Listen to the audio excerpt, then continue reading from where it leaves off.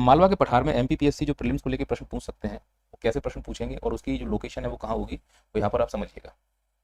और यह शांत दरारी ज्वालामुखी उद्गार से निकला बेसाल्ट, और जो बेसाल्ट है वो पतला है, विस्कोसिटी उसकी कम है। पतला होने की वजह से यह फैला, कौन फैला, बेसाल्ट। कहाँ कहाँ फैला, महाराष्ट्र में फैला, और कहाँ फैला, गुजरात में फैला, और कहाँ फैला, राजस्थान में फैला, और कहाँ फैला, तो वो मध्य प्रदेश में फैला। जब यह पतला बेसाल्ट मध्य प्रदेश में फैला तो मध्य प्रदेश वालों ने इस बेसाल्ट से बनने वाली स्थलाकृतियों को मालवा का पठार नाम दिया। तो मालवा के पठार बनने की जड़ कहाँ छुपी हुई है कि महाराष्ट्र एक राज्य है, बहुत समय साल पहले, बहुत समय कहने का अर्थ यहाँ पर है क्रेटासियस, एक समय काल होता है जिसे बोलते हैं क्रेटासियस समय काल। इस समय काल में ज्वालामुखी फटा। ज्वालामुखी समझते हैं आप लोग, ज्वालामुखी का मतलब है पृथ्वी के अंदर चट्टानें जब गर्म हो जाती हैं, इतनी गर्म हो जाती हैं कि चट्टानें पिघल जाती हैं, बिल्कुल चाशनी की तरह। अब पृथ्वी के अंदर जो चाशनी बन चुकी है चट्टानों के पिघलने से, वो गर्म होने के कारण नीचे से ऊपर की ओर भागती है, वो पृथ्वी की जमीन को तोड़ते हुए बाहर निकलती है। अगर आवाज करके निकले तो केंद्रीय उद्गार ज्वालामुखी, शांत तरीके से निकले तो शांत उद्गार ज्वालामुखी।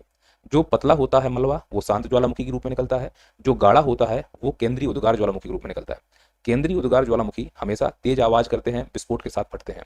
शांत दरारी ज्वालामुखी आवाज नहीं करते हैं और उनका मलबा पतला होता है, बहुत दूर तक फैलता है। तो जैसे मैंने बताया कि जो बेसाल्ट था महाराष्ट्र का, वह 3-4 राज्यों में फैला, उसमें महाराष्ट्र में फैला, तो महाराष्ट्र वालों ने उसे महाराष्ट्र का पठार नाम दिया। जर्मन में उस शब्द को बोलते हैं ट्रैप, इसलिए उसका नाम पड़ गया डेक्कन ट्रैप। तो महाराष्ट्र का जो पठार है उसको डेक्कन ट्रैप के नाम से भी जाना जाता है। ठीक इसी प्रकार से राजस्थान में जब इसका विस्तार हुआ तो उसे हाड़ौती का पठार कहा गया। गुजरात के कुछ हिस्से में भी इसका फैलाव देखने को मिलता है, और महाराष्ट्र में और मध्य प्रदेश में इस बेसाल्ट को मालवा का पठार कहा गया। मैं ये कह सकता हूँ कि मालवा के पठार का विस्तार राजस्थान में हाड़ौती का पठार कहलाता है, यानी जो विशेषताएं मालवा के पठार की हैं वही विशेषताएं हाड़ौती के पठार जो राजस्थान में उसकी होनी चाहिए। तो जैसी फसलें महाराष्ट्र मध्य प्रदेश के मालवा में होंगी, लगभग वैसी फसलें हाड़ौती के पठार में होनी चाहिए। लेकिन फसलों का संबंध तापमान से और वर्षा से भी होता है। केवल एक जैसी जमीन होने से, एक जैसी मिट्टी होने से, एक जैसी चट्टान होने से फसल एक जैसी हो जाए ये जरूरी नहीं है। फसल का एक और रूप होता है तापमान और वर्षा को लेकर। इसलिए लगभग मालवा और हाड़ौती को जुड़वा पठार माना जा सकता है, फिर भी उसमें कई सारे अंतर हैं। पर ये हमारे एग्जाम के पॉइंट ऑफ व्यू से कोई काम का नहीं है। एग्जाम के पॉइंट ऑफ व्यू से ये है कि जो मालवा का पठार है मध्य प्रदेश में है, यह किस समय काल में बना।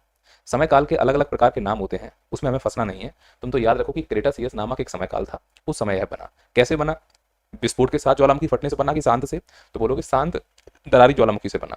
ये महाराष्ट्र में था। क्या निकला, बेसाल्ट। कैसा होता है, पतला। पतला हुआ तो फैला, फैलते हुए कहाँ पहुंचा, मध्य प्रदेश। तो मध्य प्रदेश वालों ने उसका नाम क्या रख दिया, मालवा का पठार।